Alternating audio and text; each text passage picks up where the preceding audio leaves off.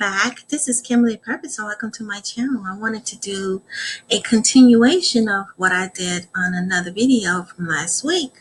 I did a video called American Aborigine Healing Practices and Traditions. And so I wanted to do a continuation on it, a part 2, because it's a lengthy research article and it was published in a scholarly journal article. So I decided to go ahead and do a number 2 because I found it to be quite interesting. I think it's a great read for studying to learn more about our indigenous roots. So I'm going to bring y'all over. Let me see. I got it from the ResearchGate. So, and I believe I left off on this part here on page number 3. And it says, first of all, before I get started, this particular article, let me scroll back up so y'all can see what I'm talking about. This particular research was published, so I can scroll down, in the International Journal of Disability Development and Education. And the title of the article is Native American Healing Traditions by Terrell A. Portman and Michael T. Garrett. And yeah, this is a really good read, you guys. I know it says the keywords is counseling, healing practices, intervention, and Native American. It should also include American Aboriginal because, like I said in an earlier video, that a lot of they combined both Aboriginal and Native American, American Aborigines and Native Americans information together as one. And so they didn't differentiate between the two groups. So a lot of times in order to find information, you have to go through Native American healing traditions as opposed to American Aborigines because it's very hard to find. And another way is through the slave, I believe slave medicine. You know, that's another good keyword. Slave through the transatlantic trade. And also another one is the African American tradition. No, even though it's a misnomer, it's not. African American is not really who we are. We are indigenous here to the Americas, and we are the American Aborigines, and it's been proven through a lot of research, through anthropology and science, and through scientists and experts in the field. But anyway, if you want to, the first video I will cover the abstract and also the introduction, which gives a good thorough analysis of it. This is a really great article, you guys. The only thing I didn't like is that it didn't include the American Aboriginals, the gray washing like I talked about before. So you all want to get, if you missed the first video, which is right over here, you can click on my blog, on my, my YouTube channel, and click on part 1, and it has this particular picture. I'm gonna have a different picture for part 2, but part 1 was recorded last week. It was still in the month of October 2018, but it was recorded last week. So you might want to catch up on that so you can catch up with the point that I'm going to start with in this video. So let me bring you back over here to this article. I'm on page 3. I'm going to scroll down to page 3. Well, it's not really page 3 here, but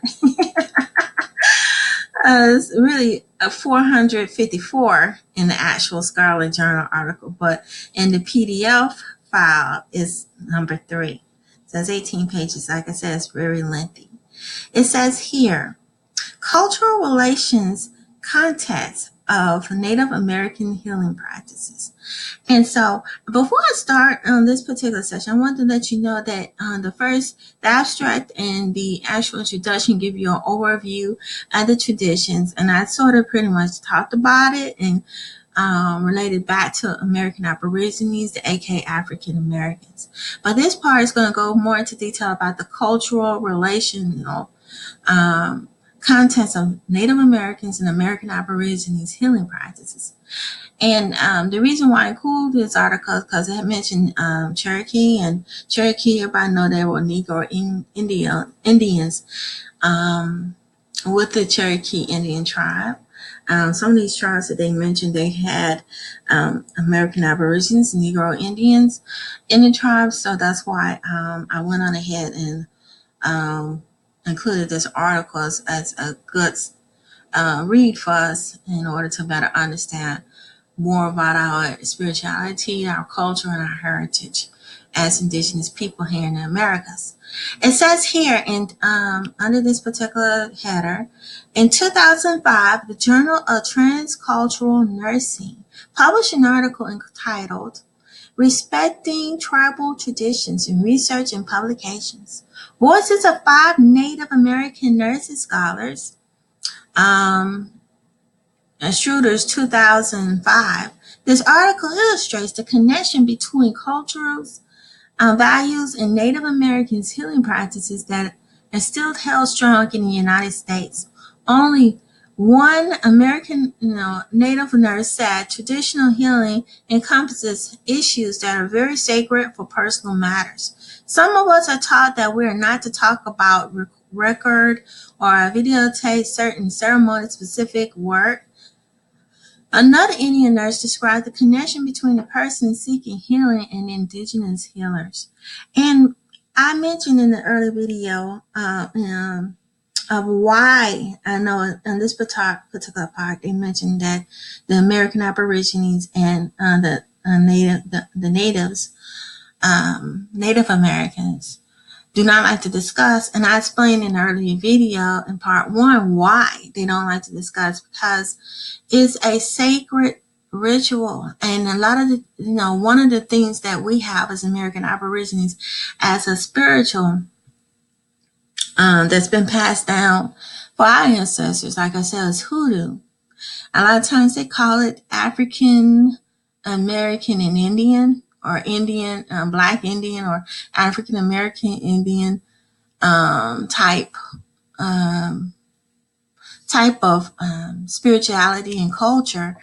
Is also a way of covering up the fact that we're American Aborigines, and it's really one and the same American Aboriginal type tradition. And the reason why they don't like to share it is because because of the indoctrination and distilling of culture and heritage by mainstream, by the main,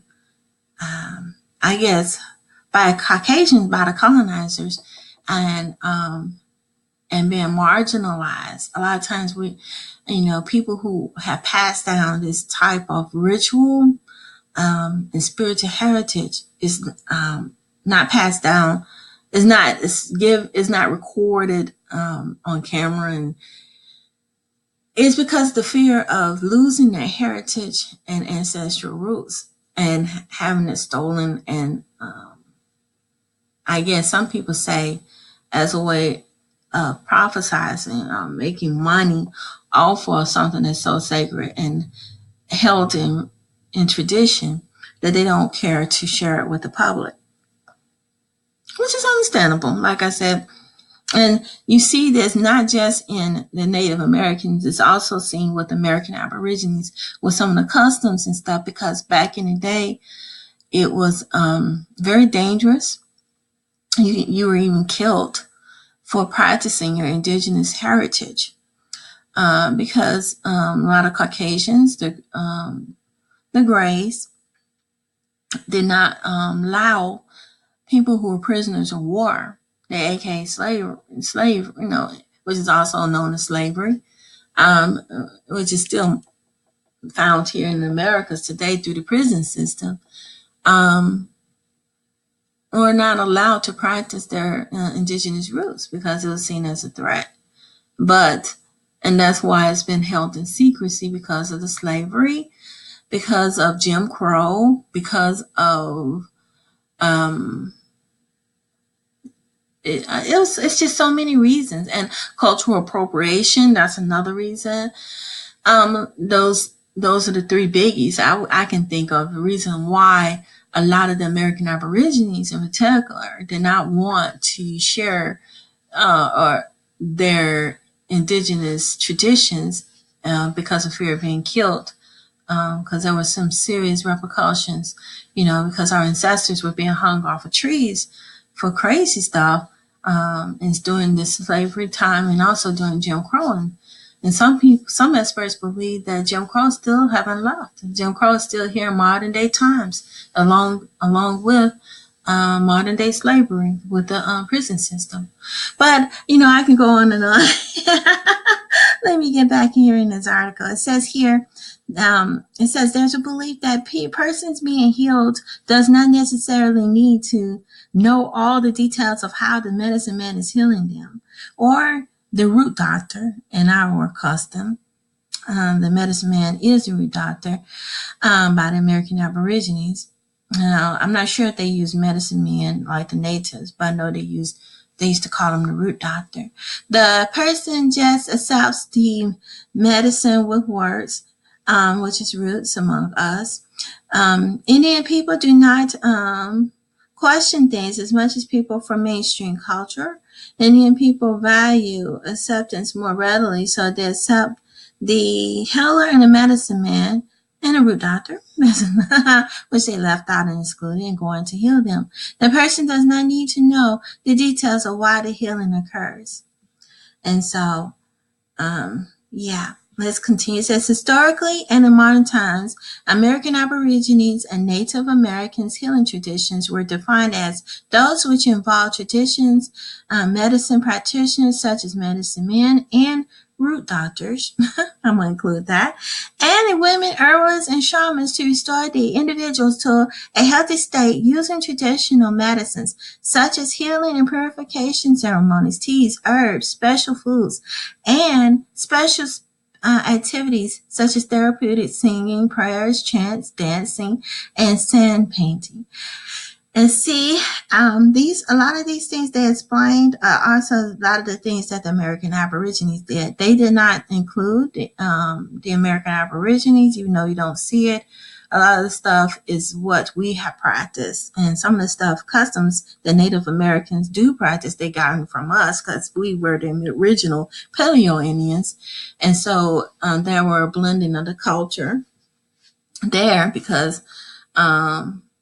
And it was just not included here in this article because of grey-washing and racism. But let's continue. The term used for Native and American Aborigines healing practice may vary. For example, the medical field used the term traditional Indian medicines.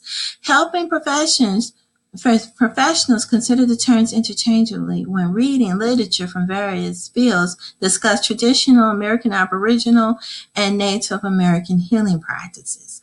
Understanding American Aboriginal Native American practices requires helping professionals to help knowledge of cultural belief systems that were unique for tribal nations, but also a common care that tends to run across the nation. American Aboriginal American and Native American healing traditions cannot be taken out of context of their relation for four constructs: spiritual, creator, Mother Earth, great father, community, family, tribe, environment, daily life, nature, dance, and balance, and self, inner passions, thoughts, and values. In fact, many of the American Aboriginal, Native American traditions, heal practices formed without the spiritual relations with most ineffective for treatment, as the American Cancer Society website states. So let's continue. It's just really sad that they didn't include the American Aborigines, even though we had a big part in it as well. It says here, most American, I include American Aborigines because that we're supposed to be included in this. And American Aboriginal Native American treatments is a slow process spread by a period of days or weeks. It may involve taking time from usual daily activities for reflection, emotional awareness, and meditation. The healer spends a great deal of time with the person seeking help. Healing is said to take place within the context of relationships with the healer. This article provides insight into the relationship between the constructs and American Aboriginal and Native American healing traditions that provide specific examples of current indigenous healing practices in the United States. Okay? And the blatant, I'm going to just continue. I think everybody, y'all can see that it's total, even though a lot of the practices of what in this particular journal article, is quite evident that they just completely excluded the American Aborigines, even though we were also a significant part in the healing practices. They reclassified us as being Black and threw the indigenous people into slavery, but they still use a lot of our traditions and roots. It's called roots among American Aborigine, the root doctor. Natives called it medicine men, but they combined both belief systems from both the Aboriginal and natives in this article, but they did not mention not one. They mentioned some of the tribes that are definitely been proven to be American Aborigine, but in this article, such as Cherokee, but they still stuck it on a Native American, and this is how they do it. What they do is they take the tribes that also includes American Aborigines, and of course, its roots also practice hoodoo. And what they did was they just totally put everything under Native American to make it seem like his Mongoloids were the only ones that were practicing these rituals. And that's why I say you see in all of the texts, this is the indoctrination that gray Caucasoids do. And it appears to me the Mongoloids and the Caucasoids had some sort of agreement to exclude the original people and put themselves as trying to make it look like it was only them that created this, when in actuality the original people were the ones that actually incorporated and started it first. And it's really sad, the gray washing is pretty much the gray washing then. And sometimes it makes me wonder if the natives, though they was in this country during the time of the being conquered, probably in the northern part, I don't think they were all scattered in all these tribes like they tried to paint it be, because I looked at the original artwork and a lot of the original bones that are found scattered throughout the Americans are American Aborigines as well. It makes you wonder if it makes you feel like the natives, the Mongoloids, sided and betrayed and befriended the indigenous Aborigines to take over the land. And then all of a sudden they were backstabbed themselves by the gray Caucasoids and being mistreated as well. It just makes you wonder how things what actually went down and how it actually worked, what went on between the Mongoloids and the American Aborigines, and why it is that the natives hoard all the textbooks and everything with their names as being indigenous, and along with the gray Caucasoids. It's really sad, and it's really, that's why it's important that we study our own history and start researching things more clearly, because it's quite evident that all they did was steal all the knowledge from the American Aborigines, and some of the knowledge was also Native Americans. I'm not denying that, but the question is, why is it they stick it? Well, everybody know what it is. It's just obvious. They're trying to put everything as native because they want to make it look like, and then put Caucasians in there which are the Indo-Europeans or European Indians. What do you call them? I think it's Indo-Europeans. The half-breeds want to claim heritage to it so they can incorporate gray Caucasians as being indigenous. That's, if you look at the artwork and the paintings, that's what you see. But like I said, I'm going to get back on topic. But I just noticed that. But I had to point that out because this is the example of the gray washing. They stick everything on the native, even though some things are Aboriginal. They just totally exclude. I showed another. I did another article about the Scholarly Journal article about Jim Crow and also the reclassification, which is during the time right before Jim Crow and the Dawes Commission, which was before or right in the late 1800s, how they graywashed the Indians, how they took the American Aborigines off as being indigenous and put the natives only and include the Great Caucasoids as $5 Indians. And when you look at that article from Harvard, I believe that it's the reclassification of Indians, something like that. I did another video that I might want to check it out. The racial reclassification of 1850 through 1930. I believe that's the name of the video.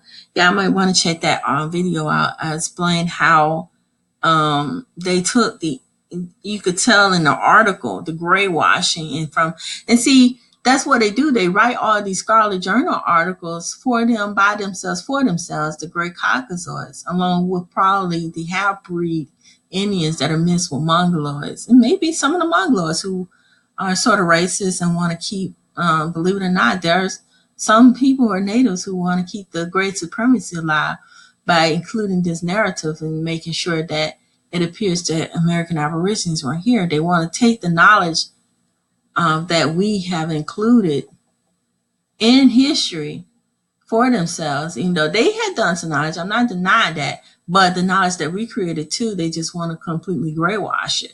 That's why the Europeans want to steal hoodoo and put it under themselves and make it seem like only the Indians and them, the Caucasians, created it, and take the American Aborigines off altogether. And this is what you see, that's the form of graywashing. You can see it in this article too, the total exclusion of American Aborigines. It's like not even an acknowledgement. You see these a lot in the articles. That's why you have to go back and pull from these articles and read what they're saying. That's why it's important that we have our own media and own platform or way of explaining ourselves and explaining, showing and including ourselves. Scientific research has already shown that we're here. And it's just that we, the gray washing by mainstream media to exclude us and marginalize us is still there. You can even see it in the journals and all the research. And this is a research article about these universities trying to keep gray supremacy alive. And this is what we need to do, is expose them on it and start creating our own media and our own journals, scholarly journal articles, and even universities and colleges to get the real message across, to actually get the truth out as to exactly what we have done as well. Because if we don't, with all this gray washing, we will be completely erased and nothing would be remembered about us. And that's by design, by the Great Caucasoids. And some of these, and which is sad, some of these some of these natives, unfortunately, and probably even some of the original Aborigines as well, who are, like I said, supports gray supremacy, because there are some who are coons, who lick the booty crack. I hate to say that, but that's my way of saying a gray supremacy, because they want to be so inclusive that they will betray their own people, just their own tribe, just so they can have themselves in there. And they try to chase the crumbs when there's actually plenty to go around for everyone, if everyone was willing to share. but there are some people who don't want to share. But you know, I like to talk. I keep on going on, but let's continue on this next section. It says here relationships between healing practices and spirituality. The primary relationship consists across American Aborigines, the Native American people, and connection between indigenous healing practices and spirituality. Um, in many native traditions, the celestial world is where the spirit beings lives, watch, helping, healing, and gently guiding. I don't know. If y'all hear the noise, this is some helicopter or something flying around. You know, I'm sorry about that. Hopefully, y'all it doesn't pick up that noise or and it's a little noisy over here. But anyway, it says some native traditions hold the belief that the Creator planted a sacred tree for all people of Earth, which healing powers, wisdoms, and security can be found. This tree will be firmly grounded in its roots reaching deep into the body of Mother Earth, its trunks, and spread up and outward, giving thanks for all life, the fruits being born, the sacred teachings, showing the path to the love, compassion, wisdom, justice, courage, respect, and modesty for a world's development project. Okay, that's a quote from 1909. And it says the image of the tree deeply rooted with its arms and leaves stretched outwards caused the wind serve the metaphor of resiliency with which American Aboriginal and Native people have stood the test of times through preservation and reliance of the spiritual traditions that continue to this day. And it says here many modern and religious groups incorporate the use of traditional activities related to ceremonial practices into their spiritual practice, especially songs in traditional language and the use of drumming and rattles for song chants. And the Aborigines all did all of this as well. And I don't know, I have to do some more research because I'm still learning more about the Aboriginal. I'm interested in learning more about hoodoo because hoodoo and I believe the trees, I'm pretty sure it's inside of American Aboriginal learning as well. Because it's like I said, some of this stuff is blended traditions that American Aborigines also practice as well. And the song chants, the drumming, all of that is done by all indigenous melanated people, including the American Aborigines as well. But I'm still learning myself, you guys. But if you all know a little bit more, please leave some information. I will gladly love to hear from you guys about this and what you all think about the tribal languages and the drumming and the song chants. Do you believe the American Aborigines did this as well? I believe they did. I believe too about the tree. And I think a lot of the it comes from some parts of Africa even practice it with the tree. I think they have an ancestral tree as well when it comes to the practice of some of the African spirituality. And I believe too that it might be as well with the the Aborigines of Australia and the American Aborigines as well. But I'm going to do some research. Don't take my word for it, but I'm pretty sure that, they do the same thing. I'm pretty sure because I've come across a few articles and I'm still doing some more extensive research to understand the trees and how it's incorporated. And if you, you know, but if you know more, please leave a comment below. I would love to hear from you all. I'm still studying and learning this myself. It says American Aborigines and Native American ceremonies with funerals and spiritual youth and traditional healing. This is what it means to walk in step with American Aborigines and Native perspective. The following tenets from Garrett, 1988, provides an overview of basic American Aboriginal and Native American spiritual traditions and beliefs. And so this lists some of all the things that they believed in. I'm not sure if I'm gonna go through all that. We can read through it, I guess. I do. But Here it is. It says there is a single higher power known as the Creator, great Creator, great Spirit, or Great One, among other names. This is being sometimes referred to as gendered form, but not necessarily existing particular gender or another. There are also lesser being known as spiritual beings and spiritual helpers. And I know studying a little bit about the American Aboriginal is creator is called Hawa. I learned that. I learned that by reading a few little articles here and there, and also through other YouTubers. As we get more understanding of our native tongues, we learn that the Creator, the Most High, some of us call it Most High, Hawa, and everything. And then if you incorporate, a lot of us still have other belief systems, such as Yahweh and also God itself. People have different ways of saying it, but the more indigenous tongue that we learn is Hawa and the Most High. That's how we say it. But it's similar and probably pretty much almost one and the same. Let's go on to 2. It says plants and animals like humans are part of the spiritual world. The spirit world exists side by side and intermingles with the physical world. Moreover, the spirit exists in the spirit world before it came into a physical body and will exist when the body dies. And that's true. A lot of them believe that every living thing has a spirit, so you honor the spirit and everything. And I believe the American Aboriginals believe the same thing. There was a greater respect for plants and animals.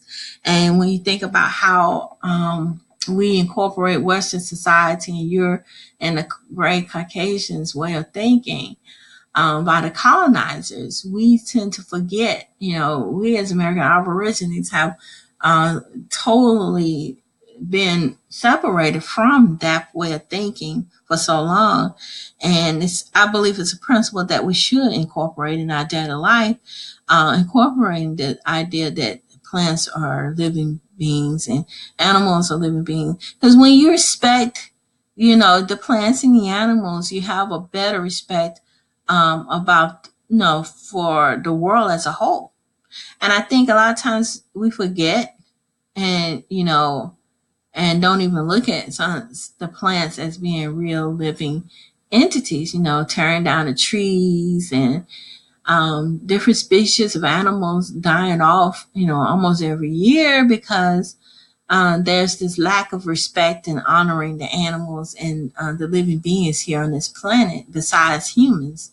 We have lost that, and that's why it's important to keep in touch and connect with nature. And that's something we don't do because a lot of times we either at work or school, and I think a lot of time our children don't get a chance to have that connect. There's a disconnect because a lot of us live in urban areas and don't even get a chance to actually be out in with nature.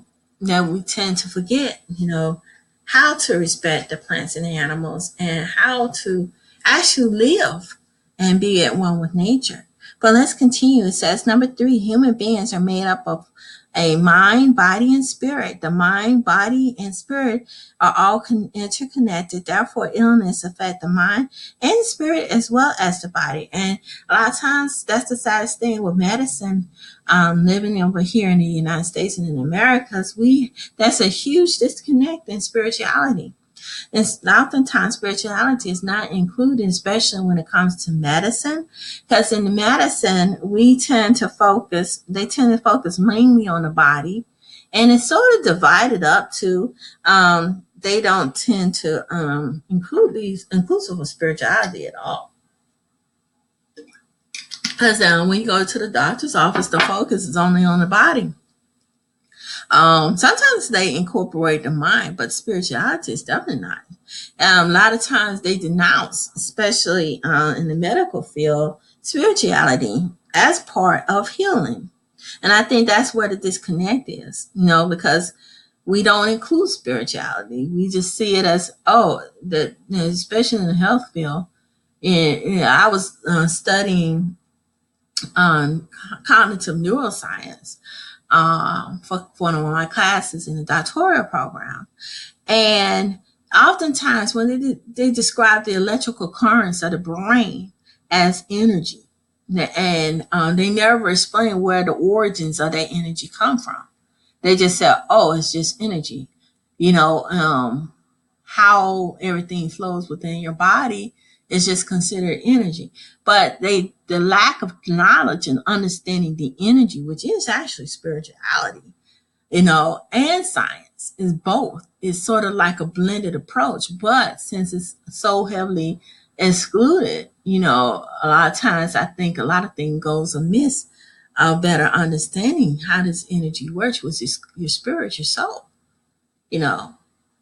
But anyway, so it's the power source to your body. And when you don't understand that, hey, there's definitely a huge disconnect in understanding how life works, the body works, the anatomy. But anyway, let's continue. It says here, we are on number 4. It says wellness is harmony in mind, body, and spirit. Wellness is disharmony, mind, body, spirit. That's why it's important to heal the whole body as a whole. That's why it's good. I like this, learn more about naturopathic doctors, because naturopathic doctors tend to incorporate the whole body, which is mind, body, and spirit. But medicine is just the body or the mind, or mind and body, and that's it. And there's a lack of spirituality in it.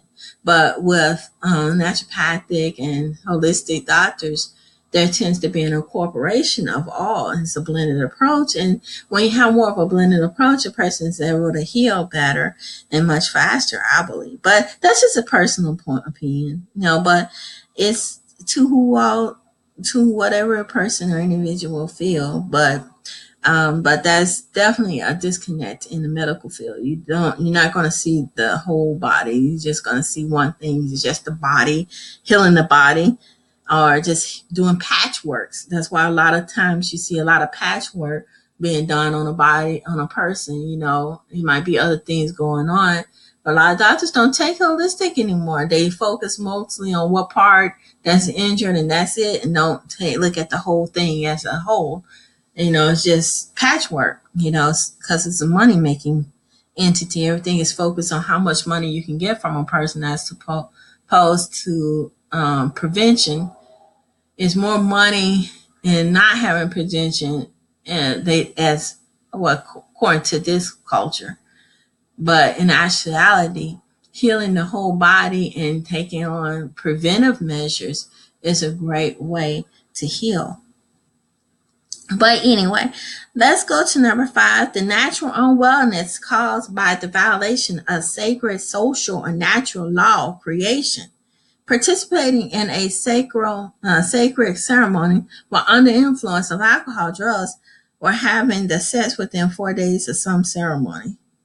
It says natural unwellness is caused by a violation of sacred, social, and see, they have these rules in place. The indigenous people have rules, and just like in now, and I'm pretty sure they have different rules as to how to apply some of these ceremonies, which makes sense. It made sense. And these rules are put in place in order to things to go in a specific order, clear and more balanced order. But sometimes, if you don't follow them, that's when things sometimes go in disarray. But number 6 is unnatural wellness is caused by conjuring witchcraft from those from harmful or destructive intentions. This may be referred to as bad medicine. And that's what they call also in roots. Root doctors, they call it black magic. But, a lot of times some of the things that are practiced in the indigenous Aborigines practice, such as the hoodoo, I'm pretty sure maybe even more that we don't know about because it was held in such secrecy.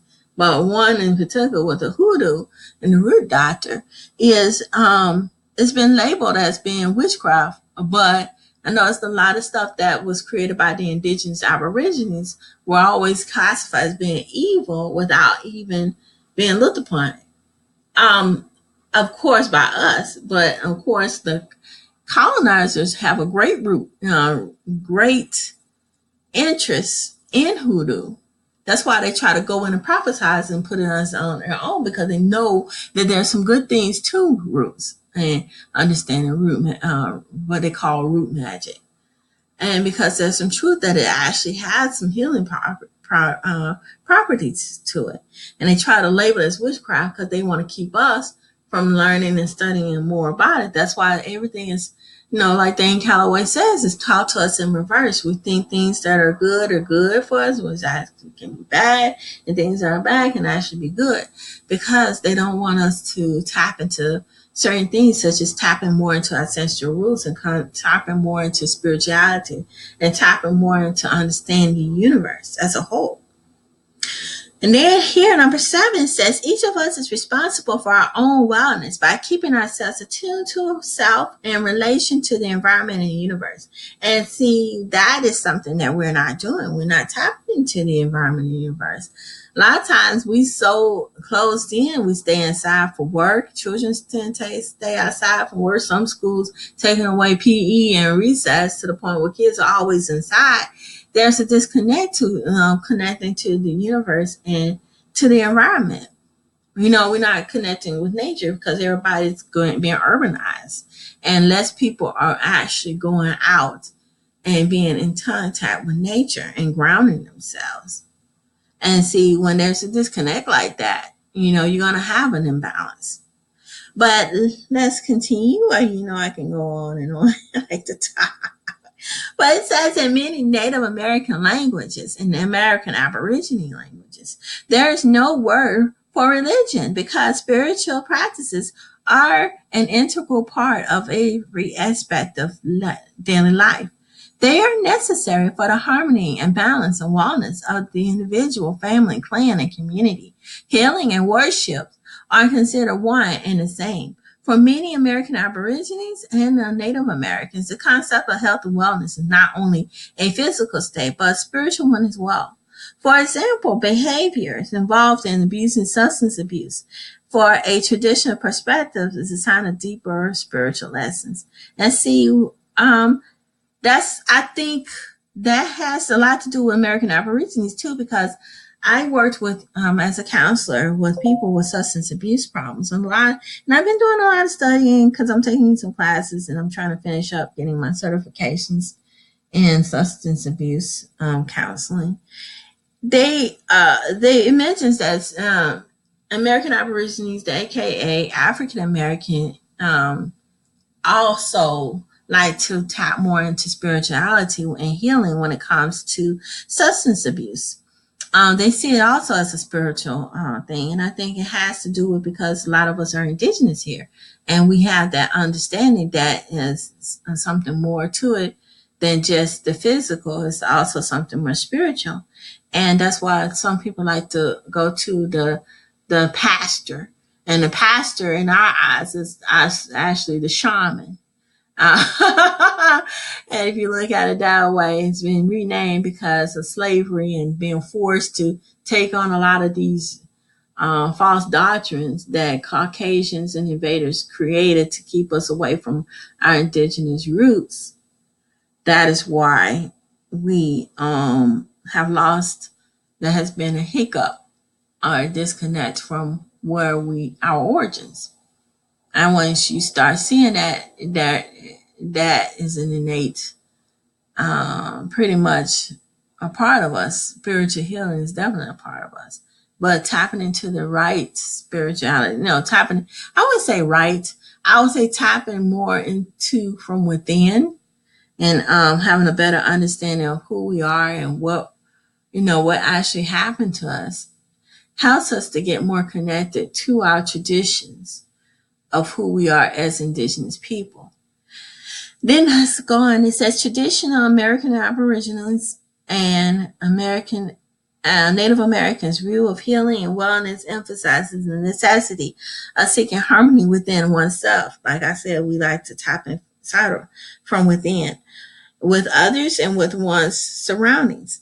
An active relationship between physical and spiritual worlds emphasizes along the importance of seeking harmony and balance in both.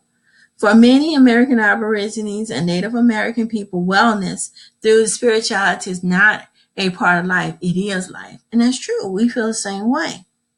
We just have lost our traditions because it's been held in secrecy, but it's something that we should learn. And I think that will help us with this healing process of being colonialized and suffering from the injustice in this world because we lost our identity.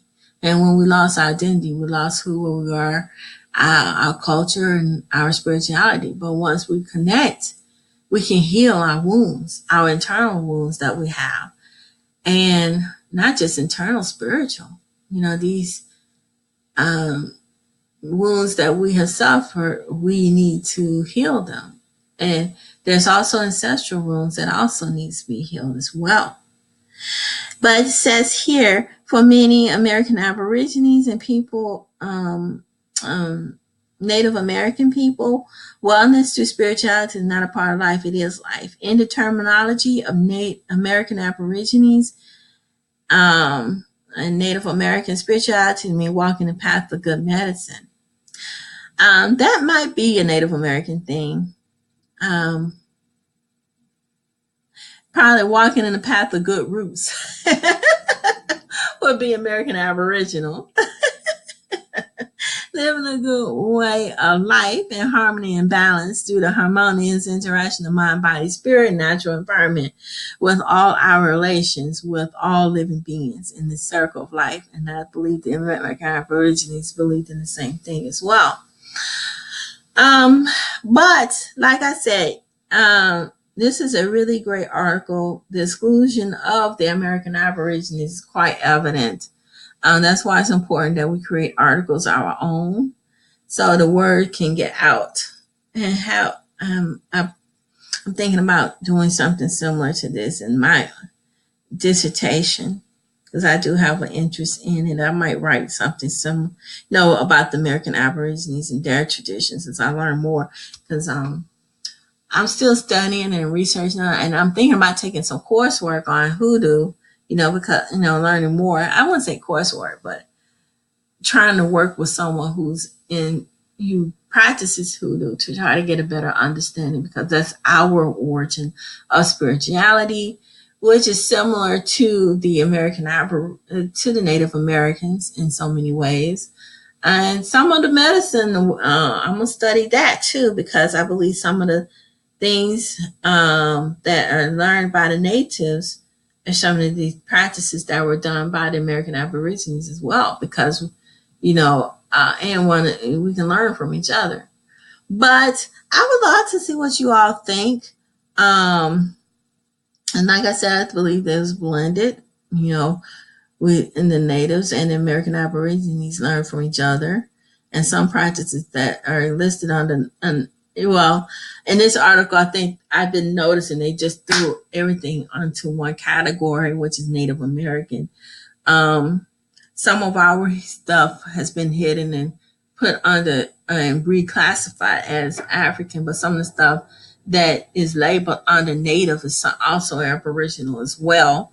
They just gave it one big broad category in a way of trying to brainwash the history and exclude the original people. I see that already, and you're going to see it all over, because that's what they do. I found one professor who claimed to be an expert in African American history.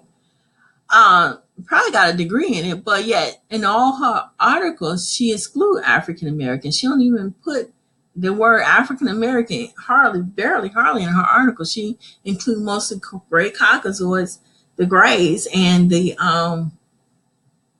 everybody else. Like the Hispanics and everybody else other than African Americans. It's a way of brainwashing and excluding us out of history. They're doing it right now as we speak because these are current research articles that I'm reading, and I can see the brainwashing in her writing. And that's the whole point of a lot of these Caucasians getting into African American studies, trying to be leaders and want to take over and be the experts and wanting to be in charge of what's get written and published and also taught and circulated. The whole point of having them in there is to erase us out of history. That, and some people might disagree with me on that, you know, and some people may not. But I came back onto the screen. But yeah, some people may agree and some people may not agree, but that's how they do it. They have the narrative on what this get written, and the only thing that gets written is Native American and gray Caucasians stuff, and not acknowledging the true indigenous people. That's how they do it.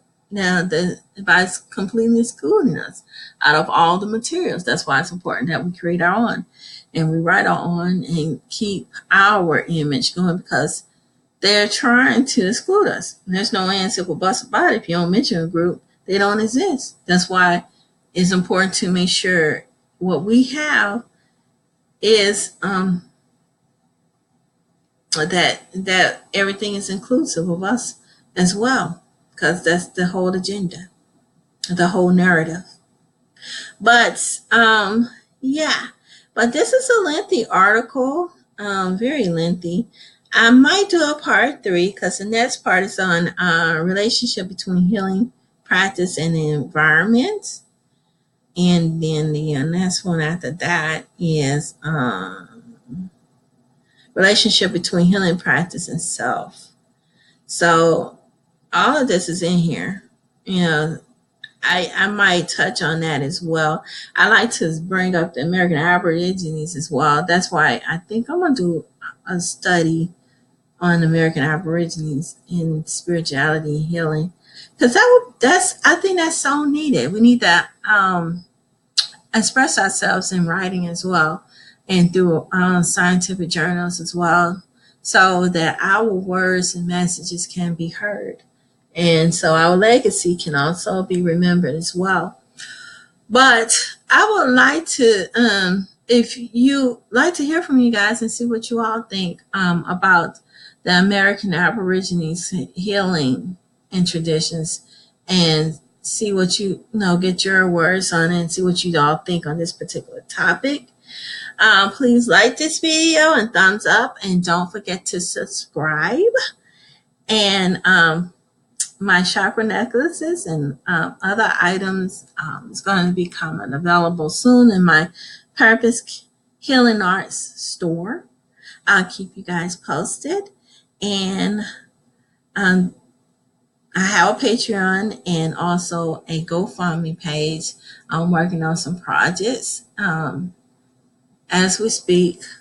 Right now, it's in its infancy stages. I'm putting it together, but I will keep you all posted, because there's some things that I'm trying to bring into action or bring into existence, you know, that I feel like it's a need for us. And once I get closer to being able to get it off the ground, then I'll probably publicize it more. But I'll keep you guys posted. But peace and love, family. And until next time, peace. Bye-bye.